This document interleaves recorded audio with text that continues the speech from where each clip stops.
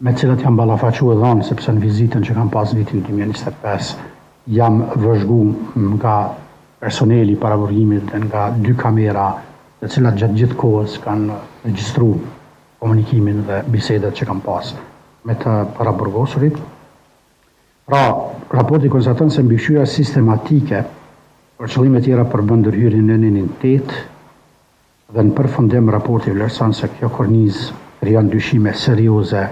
për papajtueshmëri me nenin 5 të Konventës Evropiane të Drejtave të Njeriut dhe nenin 9 të Konventës ndërkombëtare për drejtat civile dhe politike. Pra,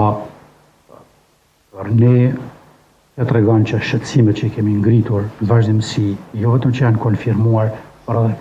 kalojnë përtej atyre shqetësimeve, sepse raporti natyrisht ka pas si me hetu edhe me gjerë. Lidhur me jurisdiksionin, llogaridhënien dhe transparencën institucionale,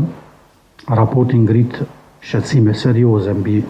mungesën e mekanizmave efektiv të mbikëqyrjes demokratike dhe kontrollit institucional. Pra, evidentohen boshllëke normative dhe procedurale në raport me llogaridhënien e gjykatës ndaj shteteve financuese dhe partnerëve ndërkombëtar, si dhe mungesë e mekanizmave të mbrëmshme që sigurojnë transparencë efektive dhe në rast të pretendimeve për shkelje të drejtave themelore, nuk ka mekanizma që i shortojnë dhe i trajtojnë mirë tillë dhe mirë efektive këto çështje. Raporti thekson se kombinimi i kompetencave të gjëra dhe mungesa mjeteve procedurale për kundërshtim krijojnë boshllëk në kornizën rregullative. Është pika 100 e raportit që në mënyrë të detajuar tregon edhe se ndodh kjo.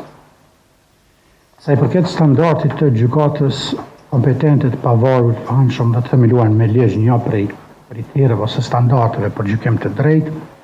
raporti